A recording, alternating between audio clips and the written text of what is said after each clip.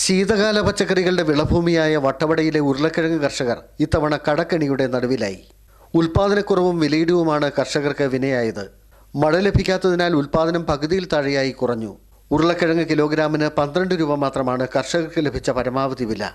ഈ പ്രാവശ്യം ഉരുളക്കിഴങ്ങ് ഒരു 140 സാക്ക് ഇട്ടായിരുന്നു.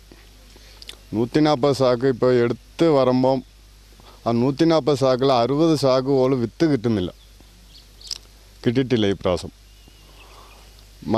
എന്തുകൊണ്ടാണെന്ന് വെച്ചാൽ മഴയില്ലാത്ത കാരണം കൊണ്ട് മൊത്തം നശിച്ചുപോയി, ഉണങ്ങിപ്പോയി. പിന്നെ ഇച്ചിരി ക്യാരറ്റ് ഇട്ടുണ്ടായിരുന്നു. ക്യാരറ്റ് ഇച്ചിരി കുഴപ്പമില്ലാതെ ഉണ്ടായിരുന്നു. ഈ ഉരുളക്കിഴങ്ങിനെയും പോലും ഇപ്പോൾ ഉള്ള വിത്തിന് വിലവാശിയില്ല, വില കിട്ടുന്നില്ല. വട്ടവടയിൽ 100 ഹെക്ടറിലധികം സ്ഥലത്ത് ഉരുളക്കിഴങ്ങ് കൃഷിയുണ്ട്.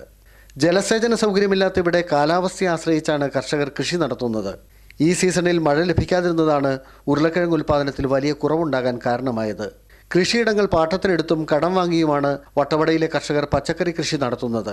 ഈ വർഷം കൃഷി ചെലവ് പോലും ലഭിക്കാത്ത സാഹചര്യത്തിൽ കർഷകർ കടം വാങ്ങിയ പണം തിരിച്ചു നൽകാനാവാതെ വിഷമിക്കുകയാണ്. ഉരുളക്കിഴങ്ങ് വളരെ മോശമാണ്. ഞാനിവിടെ 100 ചാക്ക് കിഴങ്ങോളം നട്ടിരുന്നതാണ്. എനിക്ക് വിള എന്ന് പറയുന്നത് ഒരു 3 ചാക്ക് പോലും എനിക്ക് ഒരു ചാക്കിന് കിട്ടിയിട്ടില്ല.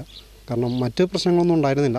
കൂടുതലും ഈ മഴയുടെ ആശ്രയിച്ച് ചെയ്യുന്ന കൃഷി ആയതുകൊണ്ട്, ജലലഭ്യതയില്ലാത്തതുകൊണ്ട് കിഴങ്ങ് വളരെ ചെറുതും ഒക്കെ ആയിട്ടാണ് നമുക്ക് നഷ്ടം വന്നിരിക്കുന്നത്. വട്ടവടയിൽ വിളയുന്ന പച്ചക്കറികൾക്ക് ന്യായമായ വിലയും കർഷകർക്ക് ലഭിക്കുന്നില്ല. വിലത്തകർച്ചയും ഉൽപാദനക്കുറവും വിളനാശവും അധ്വാനശീലരായ ഇവിടുത്തെ കർഷകർക്ക് കനത്ത തിരിച്ചടിയായി മാറി.